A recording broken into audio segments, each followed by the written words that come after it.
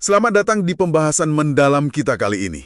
Kita akan menggali sebuah ide dari buku Mindset karya Carol Dweck. Gagasannya sederhana tapi wah, kuat banget. Intinya soal gimana keyakinan Anda tentang diri sendiri itu bisa ngebentuk hampir semua hal dalam hidup Anda. Sumber kita ya dari buku itu, intisarinya lah. Misi kita, bantu Anda paham dua pola pikir utama ini. Dan dampaknya. Katanya Dweck nih ada dua cara mendasar kita mandang kemampuan kita. Dan ini, wah, ngaruh banget ke cara kita hadapi hidup. Mungkin juga ke kepribadian kita ya. Bisa jadi malah menghalangi potensi penuh kita.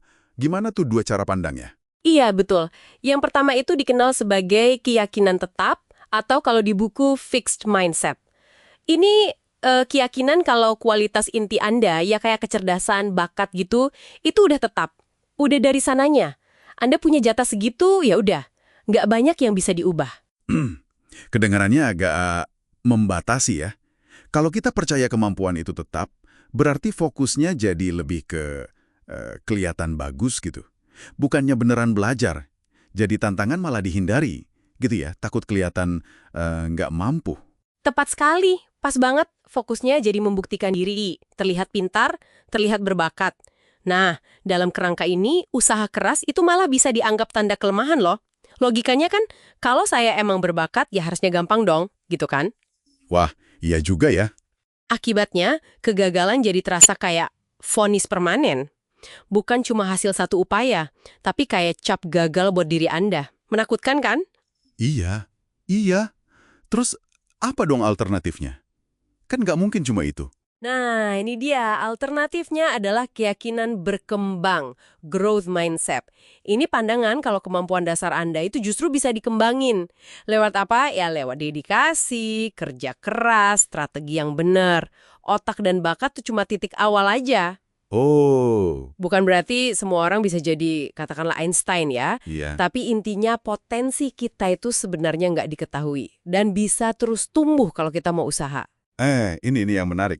Jadi kalau yang tadi fokusnya buktiin diri, yang ini fokusnya ke pengembangan diri.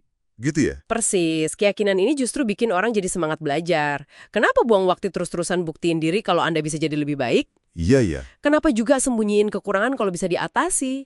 Nah, di sini kegagalan itu bukan akhir dunia. Malah jadi, ya kesempatan buat belajar, jadi lebih kuat. Oke, masuk akal. Coba kita bikin lebih nyata deh. Gimana bedanya kelihatan di situasi sehari-hari? Dwe kan suka kasih contoh tuh.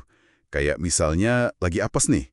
Dapat nilai C+ buat tugas penting, kena tilang parkir pula, terus nelpon sahabat dicuekin. Gimana tuh reaksi dua mindset ini? Nah, ini contoh bagus banget. Kalau orang dengan fixed mindset, hari kayak gitu bisa berasa, wah bencana total.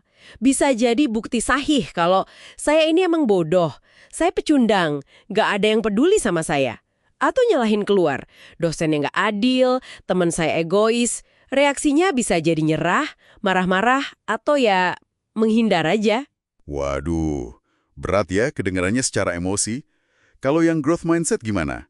Apa dia nggak kecewa gitu? Ya, kecewa sih pasti. Kesel juga mungkin. Siapa sih yang suka dapat nilai jelek atau diabaikan, ya kan? Iyalah. Tapi bedanya di respon setelahnya. Bukan melabeli diri pecundang atau nyalahin orang tanpa solusi. Fokusnya itu ke tindakan, konstruktif. Mungkin mikirnya gini, oke, C+. Apa nih yang bisa dipelajari? Mungkin strategi belajarku kurang pas. Kena tilang. Tuh, lain kali mesti lebih hati-hati nih naruh mobilnya. Temen nggak bales. Mungkin dia lagi sibuk atau ada urusan. Coba kontak lagi nanti deh. Intinya, lihat masalah sebagai, ya, problem buat dipecahin, dipelajari. Bukan cerminan harga diri yang permanen. Oke. Jadi dampaknya luas banget ya ternyata. Bukan cuma soal belajar di sekolah atau kuliah aja. Luas banget. Ke karir, hubungan pribadi, bahkan cara kita misalnya nih, muji anak. Muji anak, gimana tuh maksudnya? Sering kan kita mikir muji kecerdasan anak itu bagus. Wah, kamu pinter banget. Tapi Dweck ngingetin, pujian kayak gitu tuh, tanpa sadar bisa malah dorong ke fixed mindset. Loh kok bisa? Karena anak jadi mikir, oh saya dipuji karena pintar. Terus dia jadi takut ngambil resiko atau coba hal susah. Kenapa? Khawatir kalau gagal, cap pinternya hilang. Gitu. Wah iya juga ya. Bisa jadi jebakan gitu ya. Terus pujian yang bagus gimana dong? Yang dukung growth mindset? Pujian yang fokus ke prosesnya, usahanya, strateginya, atau kemajuannya. Misalnya, wah kamu pasti udah kerja keras banget ya buat ini. Atau, mama suka deh caramu coba macem-macem cara sampai berhasil. Atau, lihat deh usahamu kemarin mulai kelihatan hasilnya sekarang. Ini ngasih pesan kalau sukses itu datang dari sesuatu yang bisa mereka kontrol, bisa mereka kembangin, yaitu usaha dan strategi. Oke. Ini penting banget nih. Nah, yang paling penting juga, Dweck kan bilang ini bukan takdir kan ya?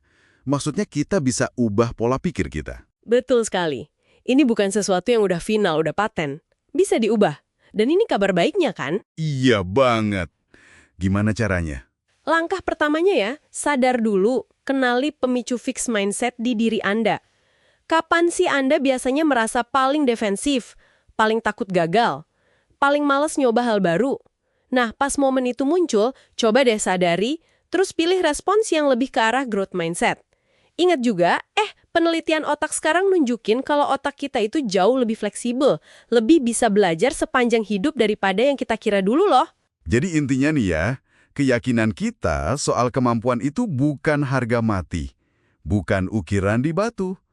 Dengan paham dua pola pikir ini, kita jadi punya pilihan sadar. Dan growth mindset ini yang memungkinkan kita buat terus tumbuh, bahkan atau mungkin justru terutama pas lagi susah. Gitu ya? Coba dipikirin di area mana dalam hidup Anda sekarang, mungkin pekerjaan, hubungan, hobi, atau pengembangan diri, Anda ngerasa fixed mindset lagi nahan Anda. Dan, satu langkah kecil aja deh, yang bisa Anda coba lakuin minggu ini buat mulai geser sedikit ke arah growth mindset di area itu. Itu mungkin pertanyaan menarik buat direnungkan.